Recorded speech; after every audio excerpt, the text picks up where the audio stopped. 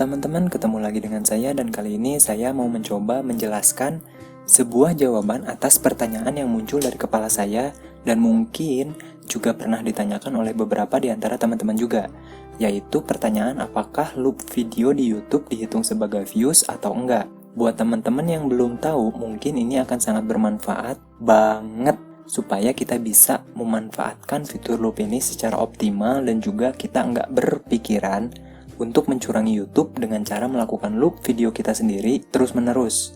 Loop di sini baik yang dilakukan dengan cara klik kanan video lalu pilih menu loop ataupun loop melalui playlist ya teman-teman. Dan setelah saya melakukan riset, akhirnya saya sampai ke satu kesimpulan atau pemahaman yang harapannya cukup jelas penjelasan saya buat teman-teman.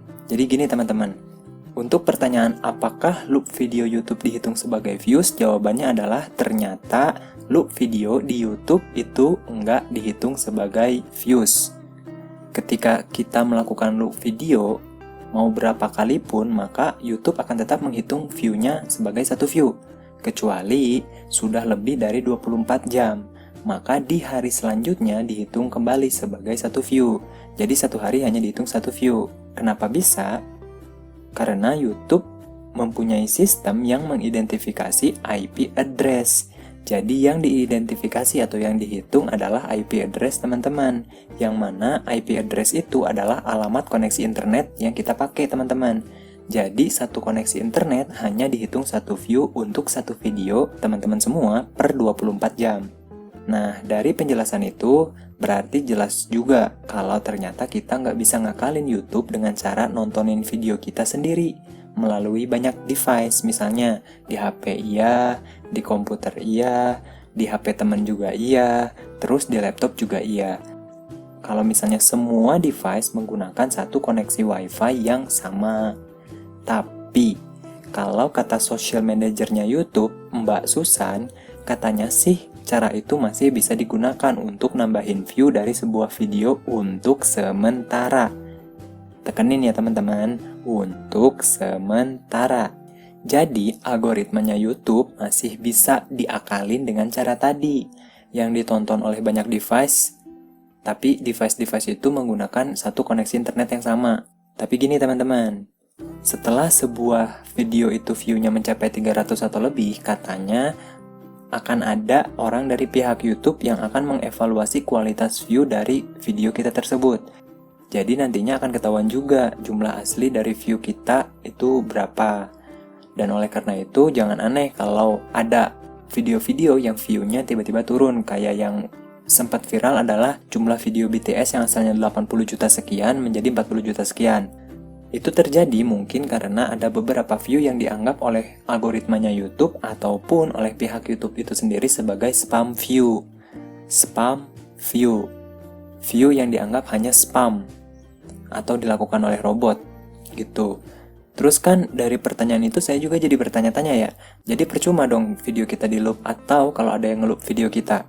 Ternyata jawaban atas pertanyaan itu beda loh teman-teman. Kalau kita nge-loop video kita sendiri, jelas itu percuma. Karena itu cuma bakal ngabisin bandwidth internet kita atau kuota kita dan juga memperburuk kualitas video kita di mata algoritma YouTube. Tapi, fungsi loop itu masih ada manfaat untuk video kita dan juga untuk channel kita sendiri kalau itu dilakukan oleh banyak orang dan selama mungkin. Sederhananya gini, loop itu memperbagus nilai SEO dan juga nilai dari video kita sehingga nantinya video kita akan direkomendasikan oleh YouTube atau lebih direkomendasikan oleh YouTube. Kalau masih kurang jelas juga, mungkin bahasa mudahnya gini teman-teman. YouTube akan lebih suka sama video-video yang di-play berulang-ulang. Apalagi kalau sama banyak orang. Tahu dari mana? Dari kriteria YouTube teman-teman. Karena sekarang YouTube bukan melihat kualitas sebuah video dari jumlah view-nya, tapi dari jumlah watch time-nya dan juga engagement-nya.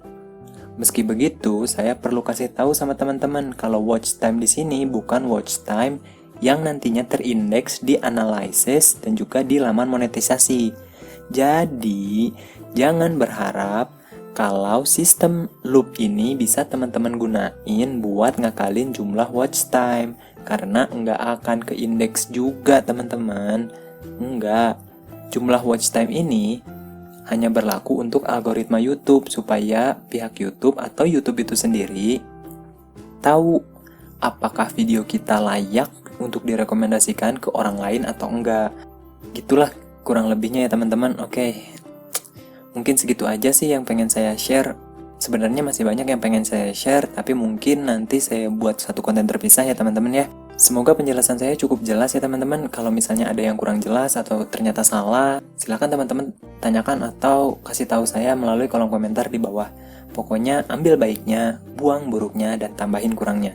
Semoga bermanfaat, dan sampai jumpa di konten lainnya. Jangan lupa untuk like, comment, dan subscribe.